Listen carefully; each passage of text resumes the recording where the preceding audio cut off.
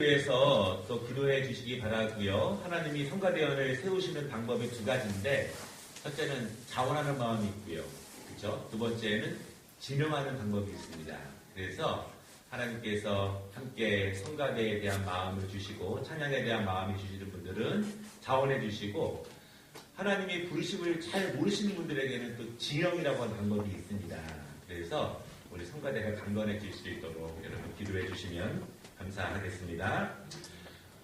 오늘은 여호수아 강의 네 번째 시간, 역사를 위한 준비 두 번째 말씀을 함께 나누도록 하겠습니다. 이스라엘 백성들에게는 큰 변화가 있었습니다. 애굽에서 400년 단위나 종살이를 하던 이스라엘 백성들에게 하나님은 모세를 부르시고 그를 통해서 애굽에서 나오게 하시고 여기 가나안 땅까지 인도하셨습니다. 종살이를 하던 이스라엘 사람들의 입장에서는 모세의 역할은 절대적이었습니다. 여러분, 그들은 애굽에서 나가는 것을 꿈도 꾸지 못했습니다. 종살이 하던 그들의 삶이 너무나 고단했지만 새로운 삶에 대한 신앙을 갖기가 어려웠습니다. 그리고 억압하는 이 애굽의 황제 앞에 아무것도 할 수도 없었기 때문에 그렇게 400년 동안이나 자신들의 삶에 그렇게 살아갔습니다.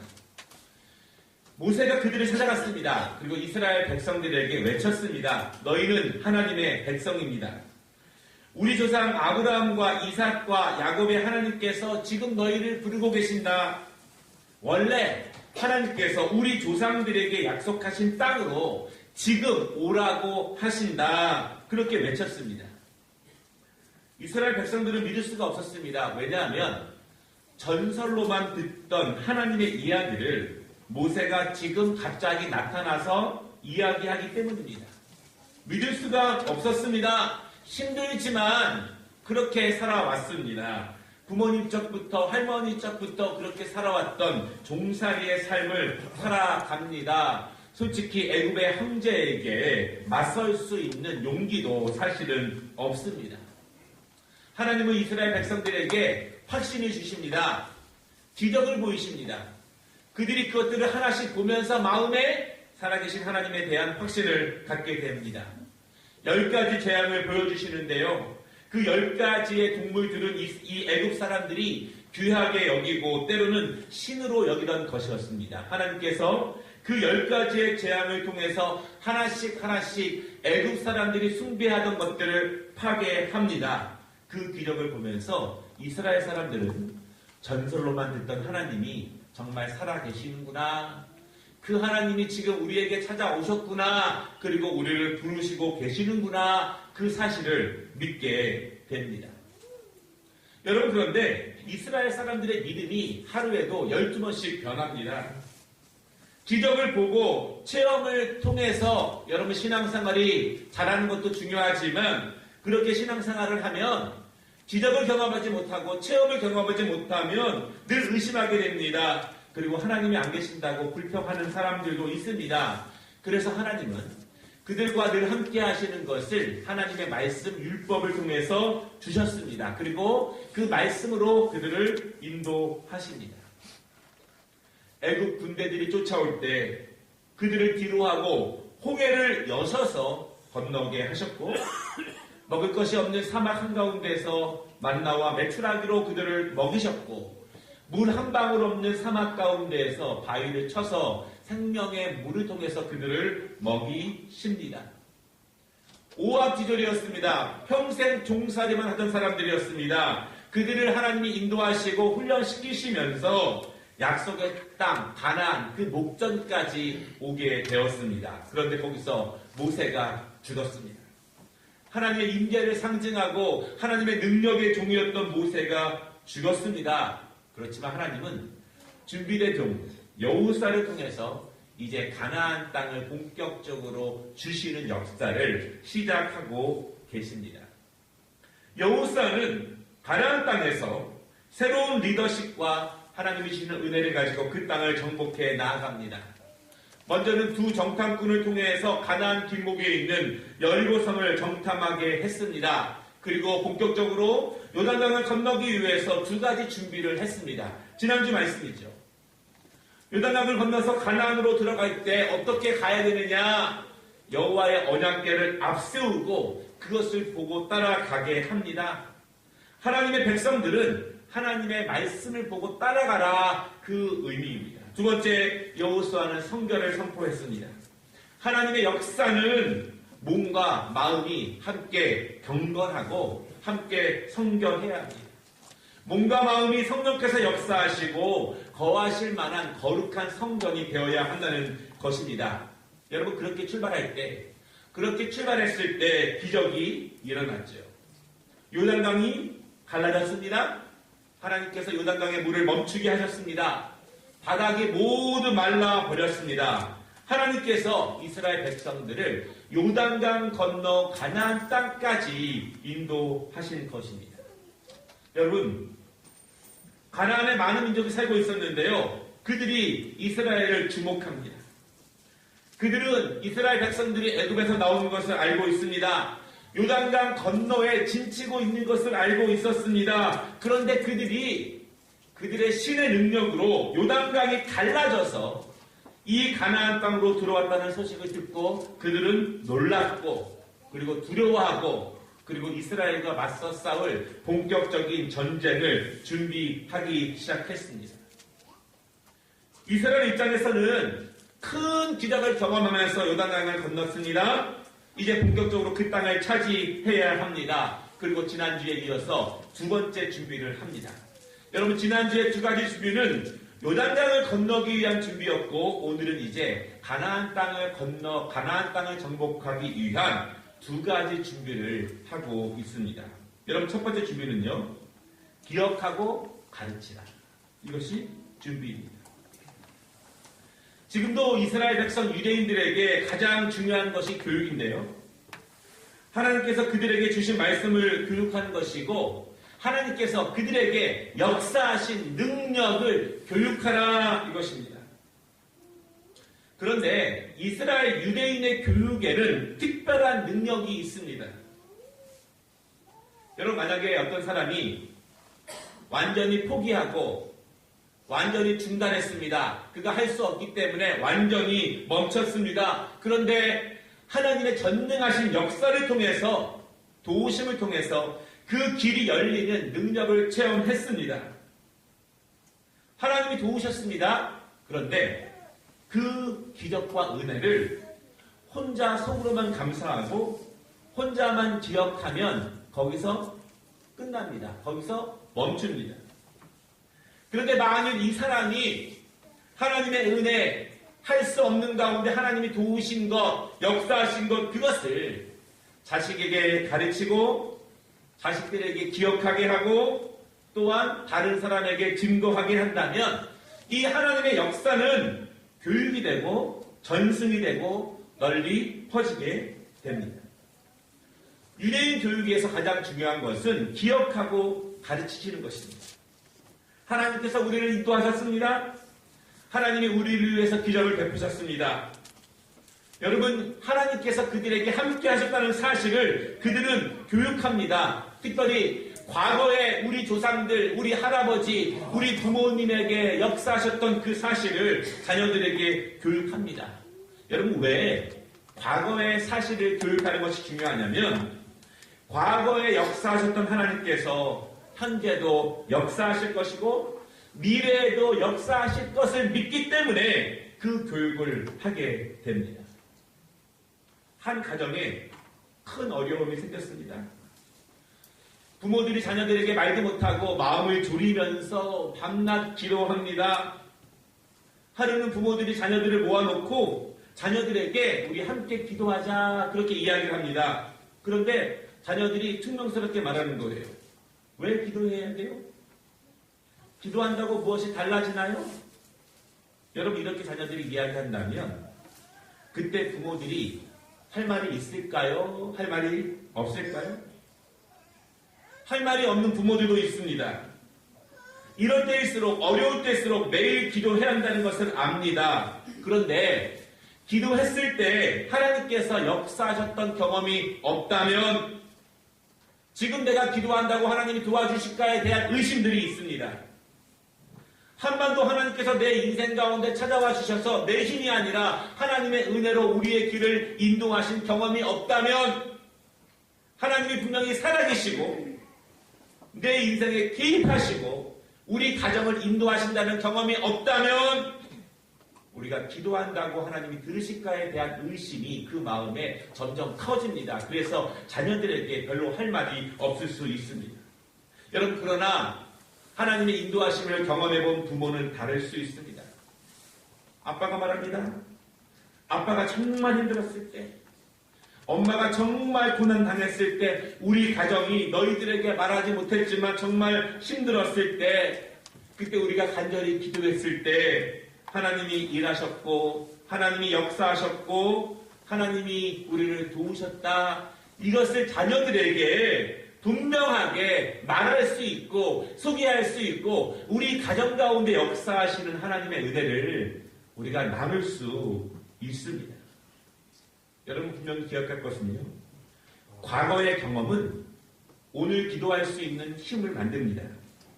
그리고 오늘 기도하면 내일의 응답을 맞는다는 사실을 분명히 믿으시기를 바랍니다. 하나님은 여호수아에게 요단을 건너게 한 하나님을 기억하나 그리고 그것을 가르쳐라 이렇게 말씀하십니다. 20절 말씀에 보니까요, 여호수아는 12지파에게 한 사람씩 택해서 각각 돌을 하나씩 들고 모여서 돌을 함께 쌓아 놓으라고 그렇게 말씀하십니다. 여러분, 돌 무더기가 있는 거예요. 먼 훗날 자녀들이 묻습니다. 아빠, 저 돌이 뭐예요? 할아버지, 저 돌이 무슨 의미예요? 그때 가르치라는 거예요. 하나님께서 우리를 도우셔서 이 요단강이 반으로 딱 갈라져서 우리 백성이, 우리 민족이 이 요단강을 건너서 여기까지 인도하신 하나님, 그 하나님의 능력을 찬양하는 그 기념돌이 바로 이 돌이다. 그렇게 가르치라는 것입니다. 여러분, 가르치시기를 바랍니다. 기억하고 가르쳐야 합니다. 우리에게 역사하시고 우리 부모님에게 역사하시고 또한 우리에게 역사하시는 그 믿음이 우리 자녀들에게 전승돼야 한다는 것이죠. 그것이 하나님께서 이스라엘을 가르치시고 역사하시는 방법입니다. 24절에 이렇게 말씀합니다. 이는 땅의 모든 백성에게 여호와의 손이 강하신 것을 알게 하며 너희가 너희의 하나님 여호와를 항상 경외하게 하려 하심이라. 여러분 믿으십니까? 하나님이 역사하신 흔적을 갖는 것이 중요한 거예요. 야곱이 야복 강가에서 기도하다가 하나님의 사자와 씨름하다가 환도뼈가 부러졌습니다. 여러분 그때부터 야곱은 매일매일 걸을 때마다 절름발이가 되는 거예요. 절름발이로 걸어가지만 기억합니다. 하나님을 만났다. 하나님이 나와 함께 하셨다. 하나님이 내 이름을 바꾸게 하시고 복의 근원이 되게 하신 그 하나님을 흔적을 통해서 나의 삶에서 날마다 경험하는 것입니다. 잊을 수가 없습니다. 하나님이 우리 가정과 함께 하시는 그 은혜를 우리 자녀들에게 살아있는 믿음으로 전승하는 것입니다. 한 형제가 성인이 된 이후에 한 20년 만에 만났습니다. 신실한 어머니를 통해서 신앙생활을 배우며 자랐는데 성인이 될 즈음에 어머니가 돌아가셨습니다. 그리고 형제들은 각각 직업을 찾아서 멀리 떠났고 소식을 전하지 못하다가 한 20년쯤 후에 함께 만나게 되어서 하룻밤을 보내면서 이야기를 하게 됩니다. 잠자리에 들 시간이 되었습니다. 그때 동생이 손을 모으고 한참 기도를 합니다. 그 모습을 보던 형이 묻습니다. 너 아직도 기도하니? 기도하면 뭐가 달라지니? 나는 기도하지 않은 지 오래되었다. 기도해도 별 볼 일 없더라. 그 말을 들은 동생이 생각해 봅니다. 어머니에게 배운 대로 밤에 자기 전에는 꼭 기도를 했는데 가만히 생각해 보니까 지금까지 아무런 하나님의 도움이 없는 것 같아요. 생각해 보니 기도 생활이 그에게 아무런 영향을 주지 못하는 것 같습니다. 그리고 그 동생이 그 이후로 더 이상 기도를 하지 않습니다. 여러분, 습관적으로 매주일 나오면서 그리스도인처럼 흉내를 내며 살지만 전혀 하나님의 임재를 느끼지 못하는 그리스도인들의 삶을 비판하는 한 소설의 일부분입니다. 기독교는 만남의 종교입니다. 영이신 하나님, 살아계신 하나님, 눈에 보이지 않지만 분명히 계신 하나님, 내가 믿던 믿지 않든 분명히 살아 역사하시는 그 하나님, 그분이 내 인생에 개입하시고 내 인생에 역사하시고 나를 인도하신다는 것을 분명히 만나야만 경험해야만 그것이 우리에게 신앙의 능력이 되고 은혜가 됩니다.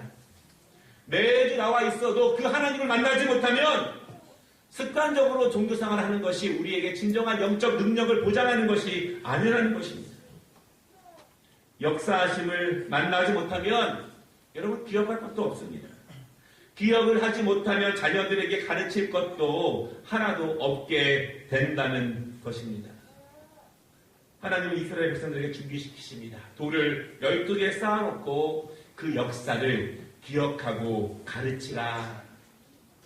우리 설날을 맞이하면서 많은 가족들이 모일 텐데 여러분 신앙의 간증과 하나님의 역사를 함께 기억하고 나눌 수 있는 은혜가 모든 가정 가운데 충만하시기를 주님의 이름으로 축원합니다. 두 번째, 하나님께서 이스라엘 백성들에게 준비시키는 것이 있습니다. 할례를 행하라. 하나님께서 여호수아에게 두 번째 준비를 시키는데 그것은 할례입니다.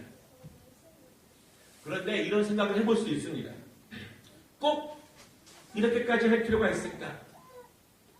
이 정도면 충분한데, 이 정도면 괜찮은데, 이 정도면 됐다고 생각하는데 꼭 여기까지, 꼭 이 마지막까지 하셔야만 하는가? 라고 하는 것입니다. 여러분, 이 오늘 읽은 말씀 5장 1절에 보니까 요단강 건너 있는 이 가나안 땅의 왕들이 두려워하고 있습니다. 왜냐하면 그들이 분명히 저 가나안 이 요단강 건너편에 진치고 있는 것을 알았는데 하루아침에 그 강을 건너서 여기까지 왔습니다. 그들의 신이 요단강을 멈추게 하시고 바닥을 말리셔서 여기까지 오게 하셨다고 하는 소문이 순식간에 다 퍼졌습니다. 그리고 뭐라고 말씀하고 있냐면 그들의 마음이 녹았고 정신을 잃었다 이렇게 말씀하고 있습니다. 여러분 마음이 녹았다, 그것이 히브리어로 마사스 이란 말인데요. 뜻이 이런 것입니다. 어떤 공포나 두려움 때문에 완전히 절망한 상태를 말합니다. 마음이 녹았다. 그것을 보고 완전히 절망하는 것입니다. 공포에 쌓이고 두려움 때문에 완전히 포기하는 마음을 그들이 갖게 되었다. 그리고 그들이 정신을 잃었다 이렇게 말합니다. 어떤 뜻이냐면 이스라엘 백성들을 마주칠 용기를 더 이상 갖지 못했다. 그렇게 영어 성경에 친절하게 설명을 하고 있었습니다. 여러분 이쯤 되면 끝난 전쟁일 수 있습니다. 가나안 사람은 너무나 두려워하고 있습니다. 이쯤 되면 그냥 시작해도 될 것 같습니다. 이쯤 되면 더 이상 안 해도 될 것 같은데 그때 하나님께서 이스라엘 백성들에게 할례를 행하라 이렇게 말씀합니다. 여러분 중요한 것은요, 상대가 두려워한다고 해서 우리는 방심하면 안 됩니다. 모든 준비가 끝난 것처럼 보이지만 그때 더 경계를 해야 합니다. 마지막까지 더 경계를 해야 합니다. 상대가 힘이 빠지고 상대가 포기했다고 해서 우리의 준비를 소홀히 하면 안 된다는 것입니다. 특별히 믿음의 싸움을 하고 하나님께서 주신 사명의 길을 갈 때에는 끝까지 집중하고 끝까지 영적인 준비와 실제적인 준비에 소홀히 하면 안 됩니다. 여러분 처음에 잘하고 처음에 열심히 하는 사람은 많습니다. 처음에 각오를 세게 하고 처음에 막 뜨겁게 하는 사람은 많습니다. 그러나 끝까지 성실하게 잘하는 사람은 많지 않습니다.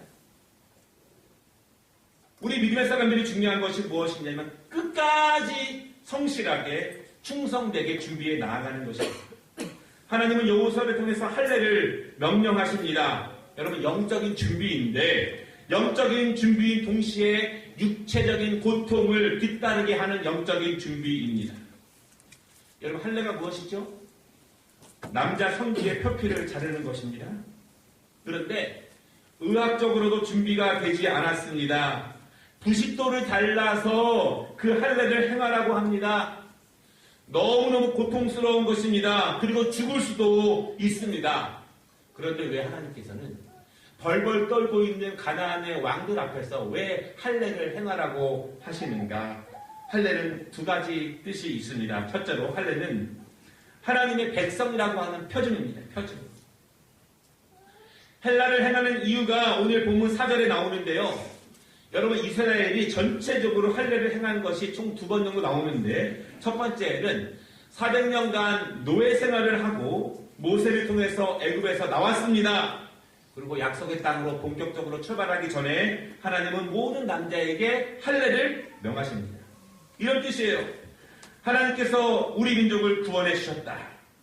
하나님께서 이 민족을 인도해 주실 것이다. 우리 민족은 하나님의 민족이다. 하나님의 민족이라는 표징을 하나님은 할례를 통해서 행하게 하셨습니다. 할례는 죽음의 상징입니다. 남자의 상징이며 죽음을 담보로 하는 행위입니다. 하나님, 생명을 하나님께 맡깁니다. 우리의 생명은 하나님께 십니다. 하나님께서 인도하시고 보호하시고 역사하여 주시옵소서. 이런 행위가 할례라는 것입니다. 여러분, 그런데 이스라엘 백성들이요, 하나님을 원망하다가 이 광야를 40년 동안이나 돌고 돌았습니다. 그리고 애굽에서 나왔던 세대는 이미 다 광야에서 죽었습니다. 지금 있는 세대는 광야에서 새로 태어난 세대예요. 이제 약속의 땅에 왔습니다. 요단을 건넜습니다. 이제 본격적으로 가나안을 정복해 들어갑니다. 그때 하나님이 다시 이스라엘 백성들에게 할례를 명하십니다. 너희는 나의 것이다. 내가 너희를 보증하고 너희를 인도한다. 너희는 나의 것이다. 그 뜻으로 하나님께서 이스라엘 백성들에게 영적인 준비와 육적인 준비를 함께 시키십니다. 여러분, 영적인 준비를 할 때 육적인 것이 제외되지가 않습니다. 기도만 하고 영적으로만 준비하고 우리의 몸과 마음과 실천이 준비되지 않을 수 없다는 것입니다. 하나님은 함께 우리를 준비시켜 주십니다. 두 번째 할례의 의미가 있는데, 할례는 포기의 의미입니다. 포기. 여러분, 오늘 읽지 않았지만 8절에 보니까 이스라엘 백성들이 할례를 행한 다음에 처소에 머물러서 며칠을 움직이지도 못하고 낫기만을 기다립니다. 이렇게 되어 있습니다. 낫기를 기다린다. 그런데 이 뜻의 원래 뜻은요, 살아나기를 기다린다. 그런 뜻입니다. 부싯돌로 할례를 행하면 죽을 수도 있습니다. 약도 없고 아주 원시적인 방법으로 그 일을 행하는 몇천 년 전의 의료 행위입니다. 왜 그런데 할례가 포기를 의미하냐면, 여러분, 모든 남자들이 할례를 행했습니다. 죽은 듯이 누워있습니다. 최소한 몇 주 동안은 아무것도 하지 못합니다. 문제는 여기에 있습니다. 그때 적들이 쳐들어오면 어떡하나요? 그 기회를 잡아서 가나안 왕들이 군사를 몰고 쳐들어오면 어떻게 하나요? 그러면 꼼짝없이 죽는 거예요. 꼼짝없이 죽습니다. 그래서 할례가 어려운 것입니다. 그래서 그것이 하나님의 것이라고 하는 표준이라는 것입니다. 가나안의 문턱까지 왔습니다. 이제 들어가서 싸우고 그 땅을 차지하고 싶고 거의 다 왔다고 생각하는데 하나님은 그것도 포기하게 하십니다. 그리고 그 포기하는 것 위에 우리는 하나님의 것입니다. 나의 생명은 하나님의 것입니다. 나를 죽이셔도 하나님께 영광이고 나를 살리시면 하나님의 뜻을 위해 살겠습니다. 그것이 할례의 의미라고 하는 것입니다. 할례를 해냈습니다. 며칠 동안 누워 있어야 합니다. 그때 그들이 쳐들어오면 어떡할까요? 그때 쳐들어오면 여러분, 그것이 우리의 순종과 우리의 섬김을 막는 자원들입니다. 우리가 온전히 예배해야 되고 온전히 섬겨야 되고 온전히 기도해야 되는데 우리 마음에 그런 마음이 생깁니다. 그때 일이 터지면, 그때 무엇을 못하면, 그때 무엇이 생기면 그것을 포기하는 것이 온전한 믿음으로 나아가는 것입니다. 여러분, 그때 일은 하나님께 맡기시기를 바랍니다. 그 일을 하나님이 인도해 주셔야 한다면 그때 일을 하나님께 맡기고 오늘 하나님께서 우리에게 주시는 그 할례라고 하는 감당할 수 없는 것 완전히 포기해야 되고 여기서 죽어도 하나님께 영광이고 살아도 영광이고 그 은혜의 능력과 체험이 우리에게 필요합니다. 그것이 그리스도인들을 자라게 하고 성장시키며 그것이 가나안 땅을 정복하게 하는 능력과 힘을 준다는 그런 말씀입니다. 말씀을 마치겠습니다. 하나님의 역사를 통해서 요단강을 건넜습니다. 이제 본격적으로 가나안 정복을 시작해야 되는데 하나님은 그때 이스라엘 백성들에게 한 템포 쉬게 하시는 거예요. 요단강가에 돌 12개를 쌓아두고 여기까지 인도하신 하나님을 잊지 말아라. 잊지 말아라. 잊지 말아라. 자녀들에게 기억하고 그것을 가르치도록 하십니다. 여러분, 우리를 인도하시고 역사하신 하나님을 자녀들에게 가르치시기를 바랍니다. 그리고 할례를 통해서 생명을 하나님께 맡기라고 하십니다. 죽을 각오로 할례를 행하면서 하나님께 맡기시는 것입니다. 하나님이 살리시면 가나안을 차지하는 것이고 죽이시면 천국 가는 것일까 더 큰 영광일 수 있습니다. 이제 가나안을 본격적으로 정복하기 전에 하나님은 영적인 준비를 시키십니다. 여러분, 영적인 준비가 중요합니다. 믿으십니까? 영적인 준비를 소홀히 하면 안 됩니다. 영적으로 강건해야 우리의 육적인 것이 강건할 수 있음을 믿으시기 바랍니다. 잠깐 기도하겠습니다.